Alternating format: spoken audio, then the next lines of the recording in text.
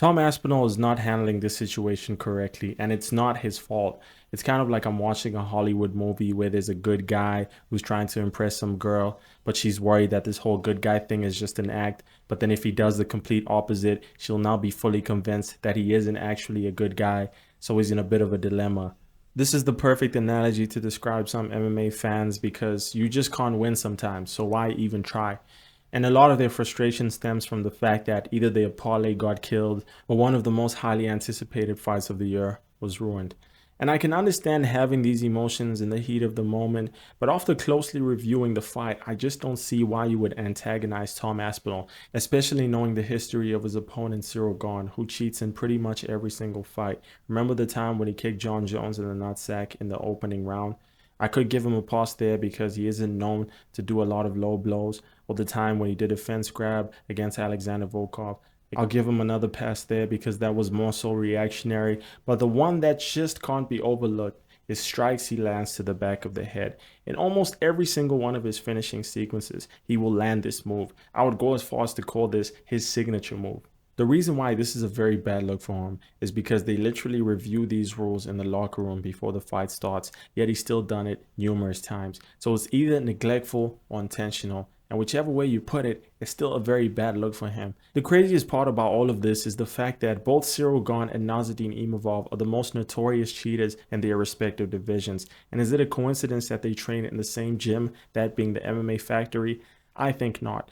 We saw the eye poke Nasruddin landed on Izzy right before he knocked him out. Izzy should have taken a timeout, but either way, maybe he still would have gotten knocked out. Same thing happened when he went up against Caio Borralho. He landed eye pokes on numerous occasions. So I just think we have to hold these guys accountable as opposed to Tom Aspinall, who is the victim in this story.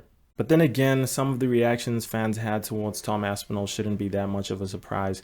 A lot of fans are very irrational, which gives Tom Aspinall even more of a reason not to react the way he did over the past few weeks.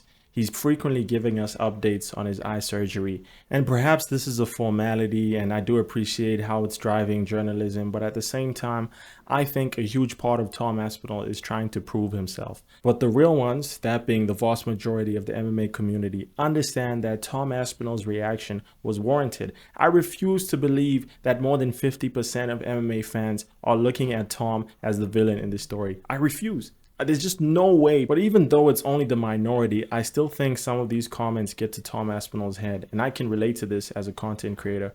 Of course, it's on a much smaller scale than Tom Aspinall, but I know what it's like to read a comment and you think about that comment for the next weeks, or sometimes it even gets to you a month later and you think, damn, was this person right?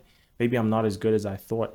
And the crazy part is, most of the comments I get are positive. It's either affirming my takes, giving me constructive criticism, or showing love. And I'm truly appreciative of that. But the simple fact that even 5% of the comments could potentially be negative means it's going to bother me to some degree. And I consider myself a very resilient person. That's something God blessed me with. But I'm not immortal. I don't believe there's anyone out there who doesn't care about anyone else's opinions whatsoever. That is a lie. Which is exactly why I try my best not to entertain trolls. The Bible says, argue not with a fool, lest you become one yourself. So if you come across a comment and you discover that this person is doing it for the sake of trolling, be it primarily or secondarily, do not entertain them. You're just feeding their ego. And it doesn't matter even if they're correct. The simple fact that you know that they have bad intentions means that they're not worth your time. That's why it's good to be able to decipher between constructive criticism and criticism for the sake of trolling.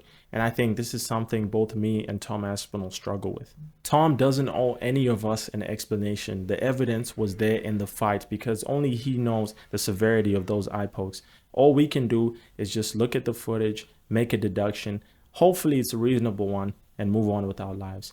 Anyway, I hope you guys enjoyed the video. Let me know what you think about this situation in the comments, and don't forget to like and subscribe.